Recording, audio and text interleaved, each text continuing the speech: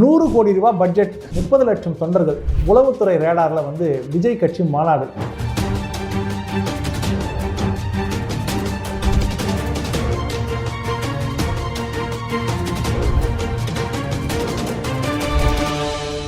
வணக்கம், உங்கள் நியூ பாரத். நான் காண்டீவன். விஜய் கட்சியுடைய மாநாடு பட்ஜெட் எவ்வளோன்னு யாருக்காவது தெரியுமா?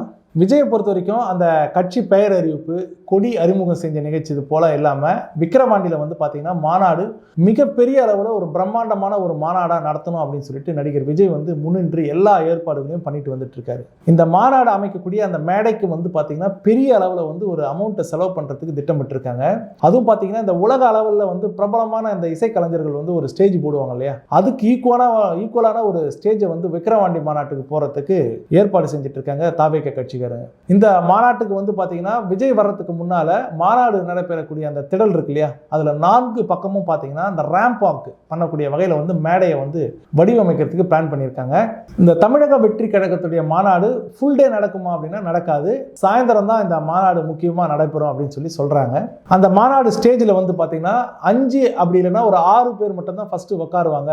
அதுக்கப்புறம் வேற யாரையும் உட்கார அனுமதிக்க மாட்டாங்க அப்படிங்கிறாங்க.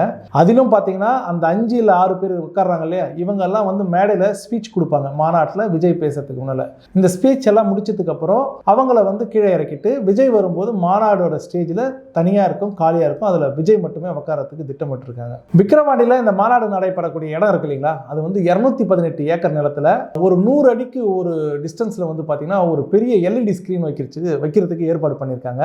அந்த மாநாடு திடல்ல பாத்தீங்கன்னா அங்கங்க உட்காந்துட்டு இருப்பாங்க. அதாவது 218 ஏக்கர்ல ரொம்ப தூரத்துலயும் உட்காந்துட்டு இருப்பாங்க. இவங்க எல்லாமே மேடையில் நடக்கக்கூடிய அந்த நிகழ்ச்சிகளை பார்க்கணும் அப்படிங்கிறதுக்காக பார்த்தீங்கன்னா இந்த ஸ்கிரீனை வைக்கக்கூடிய ஏற்பாடு தாவேக கட்சி பண்ணிட்டு இருக்காங்க.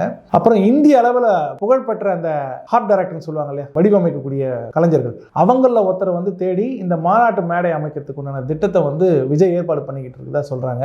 ஆக மொத்தம் பார்த்தீங்கன்னா இந்த மாநாட்டோட செலவுக்கு ஒரு 100 கோடி ரூபாய் பட்ஜெட்ல நடத்துறதுக்கு திட்டமிட்டு இருக்கார் நடிகர் விஜய். தமிழ்நாட்டில் சென்னையை தவிர்த்து மொத்தமா இருக்கக்கூடிய அந்த 37 மாவட்டங்கள்ல ஒவ்வொரு மாவட்டத்திலையும் பார்த்தீங்கன்னா 1 லட்சம் பேர் அப்படின்னு சொல்லிட்டு 37 லட்சம் பேரை கூட்டிட்டு வரணும் அந்த மாநாடுக்கு அப்படின்னு சொல்லிட்டு தாவேக கட்சியோட திட்டமா இருக்கு. சென்னையில இருந்து மட்டும் சுமார் ஒரு 5 லட்சம் பேரை இந்த மாநாட்டுக்கு கொண்டு வரணும் அப்படின்ற ஒரு உத்தரவு தாவேக கட்சியில போடப்பட்டிருக்கா. அதே நேரத்தில் 42 லட்சம் பேரை விக்கிரவாண்டி மாநாட்டுக்கு கூட்டிட்டு உட்கார வைக்கணும் அப்படின்னு சொல்லிட்டு நிர்வாகிகள் தரப்புல ஏற்பாடு செய்திருக்கிறதா சொல்லி ஒரு தகவல் இருக்கு. ஏறக்குறைய ஒரு 42 லட்சம் பேர்ல 20 லட்சம் பேர் வரத்துக்கு உண்டான வாகனங்களை ஏற்பாடு செய்யக்கூடிய அந்த பணிகளும் தீவிரமா நடந்துட்டு வந்துட்டு இருக்கான். குறிப்பா இந்த வேன், கார், அந்த பேருந்து, லாரி போன்றவற்றிலும் தென் மாவட்டங்கள் இருக்கக்கூடிய பகுதிகளில் இருக்கக்கூடியவர்களும் சிறப்பு ரயில்களில் கூட கூட்டிட்டு விக்கிரவாண்டி மாநாட்டில் பங்கேற்க வகையில தாவேக கட்சியினர் ஏற்பாடுகளை செஞ்சுட்டு இருக்காங்களாம். ஆனா லாரிகள்ல கண்டிப்பா வரக்கூடாது அப்படின்னு சொல்லிட்டு விஜய் தரப்புல உத்தரவு போட்டிருக்காங்களாம். எப்படி பார்த்தாலும் ஒரு 15 லட்சம் பேர் வாகனங்கள் மூலமா மட்டும் மாநாட்டுக்கு சேருவார்கள் அப்படின்ற ஒரு விஷயம் தாவேக கட்சியில பேசப்பட்டு வருதான். இந்த வாகனங்கள்ல வரக்கூடிய அந்த 15 லட்சம் பேரை தவிர ரசிகர்கள், அது குறிப்பா பெண்கள், சிறுவர், இந்த சிறுமியர்கள் அப்படின்னு சொல்லிட்டு விஜயை பார்க்கறதுக்காகவே பாத்தீங்கன்னா விக்கிரவாண்டியை நோக்கி இன்னும் ஒரு 15 லட்சம் பேர் படையெடுப்பார்கள் அப்படின்னு சொல்லிட்டு இந்த ரெண்டையும் மேட்ச் பண்ணி பார்த்தோன்னா விக்கிரவாண்டியில நடக்கக்கூடிய அந்த மாநாட்டில் ஒரு 30 லட்சம் பேராவது அந்த மாநாட்டில் பங்கேற்பாங்க அப்படிங்கிறத உறுதியா முடிவு பண்ணியிருக்கு தாவேக கட்சி. விஜய் கட்சியோட இந்த மாநாட்டுக்கு ஏற்பாடு பண்ணக்கூடிய அந்த செலவினங்களை பார்க்கறதுக்கு ஒரு ஃபண்டிங் தேவைப்படுது. இது யார் பார்க்க போறாங்க அப்படின்னா விஜயகாந்த் வழியில பாத்தீங்கன்னா விஜயும் கட்சி நடத்த தற்போது வரை யாரிடமும் ஃபண்ட் வாங்கல அப்படிங்கிறாரு. அப்புறம் பாத்தீங்கன்னா நன்கொடைகளும் வசூலிக்க கூடாது அப்படின்னு சொல்லிட்டு விஜய் தரப்புல கட்சி நிர்வாகிகளுக்கு உத்தரவு போட்டிருக்காரு.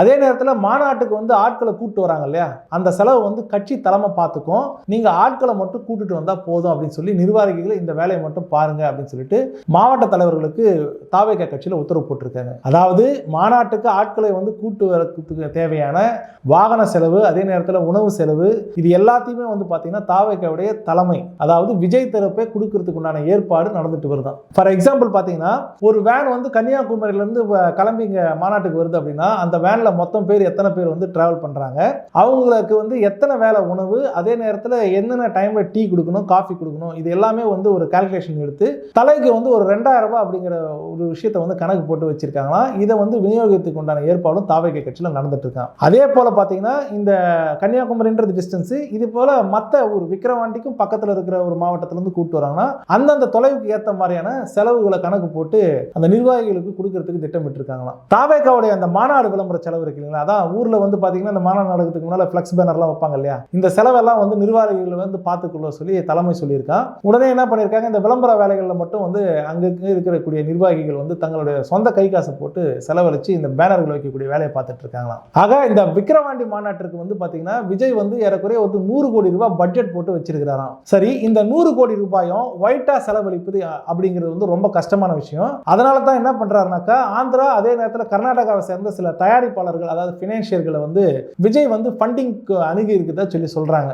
அதோட வந்து பாத்தீங்கன்னா தன்னோட கடந்த கால படங்கள்லாம் விநியோகம் பண்ணியிருந்தார் இல்லையா, அதோடைய உரிமை மூலம் வர வேண்டிய அந்த தொகை இருக்கு இல்லையா, அந்த காசை வந்து மாநாட்டு செலவுக்கு வந்து மடைமாற்றி கொண்டு வரதுக்கு திட்டமிட்டு இருக்குதா சொல்லி சொல்றாங்க.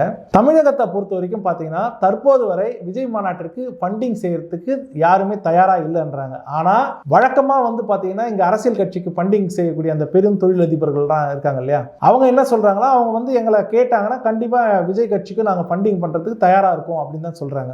ஆனா விஜய் என்ன பண்றது, இந்த 100 கோடி ரூபாய் அப்படிங்கிறது பாத்தீங்கன்னா தன்னோட ஒரு படத்தோட சம்பளம் அப்படிங்கிறதுனால இந்த மொத்த செலவுமே வந்து தானே பண்றதுக்கு ஏற்பாடு பண்ணியிருக்குதா சொல்லி சொல்றாங்க. இதுக்குண்டான பேத்தை தான் விஜய் வந்து வச்சிருக்குதா சொல்லி சொல்றாங்க. சரி, இந்த மாநாடு நடக்குது, இது உளவுத்துறை எப்படி கண்காணிக்குதுன்னு நம்ம தமிழ்நாட்டில் பார்க்கணும். இந்த தமிழ்நாடோட உளவுத்துறை வந்து எவ்வளவோ ட்ரை பண்றாங்க விஜயை வந்து கண்காணிப்புக்குள்ள கொண்டு வரணும் அப்படின்னு சொல்லிட்டு, ஆனாலும் முடியல அப்படிங்கிறாங்க. ஃபார் எக்ஸாம்பிள் பாத்தீங்கன்னா விஜய் வந்து நீலாங்கரை வீட்டுல இருக்கிறாரா, அப்படி இல்லைன்னா வேற எங்கேயாவது இருக்கிறாரா அப்படின்னு சொல்லிட்டு தகவலை கூட உளவுத்துறையால சரியா அந்த டீமுக்குள்ள போயிட்டு, அதாவது விஜயோட டீமுக்குள்ள போயிட்டு கணிக்க முடியல அப்படிங்கிறாங்க. இதே போலதான் வந்து பாத்தீங்கன்னா விஜய் வந்து வழக்கமா ஒரு செல்போன் யூஸ் பண்ணிட்டு இருந்தாரு, அந்த செல்போனை இப்போ வந்து சமீப காலமா வந்து யூஸ் பண்றதே இல்லைன்றாங்க. இதனால வந்து பாத்தீங்கன்னா இந்த உளவுத்துறைக்கு வந்து அவர் எங்க இருக்கிறாரு அப்படிங்கிறத கண்டுபிடிக்கிறதும் கண்காணிக்கிறதும் பெரிய சிக்கல் நீடிக்கிறதா சொல்லி சொல்றாங்க. அதே சமயத்துல வந்து பாத்தீங்கன்னா கடந்த ஒரு வார காலமாவே வந்து பாத்தீங்கன்னா இந்த மாநாடு நடைபெறக்கூடிய இந்த விக்கிரவாண்டி இருக்கு இல்லையா, அங்க வந்து உளவுத்துறையுடைய ரேடார்ல இப்ப காவல்துறை வந்து கொண்டு வந்திருக்கு. குறிப்பா வந்து பாத்தீங்கன்னா இந்த உளவுத்துறை போலீசார் மட்டும் இல்லாம சென்னையில இருந்தும் முக்கிய அதிகாரிகள் வந்து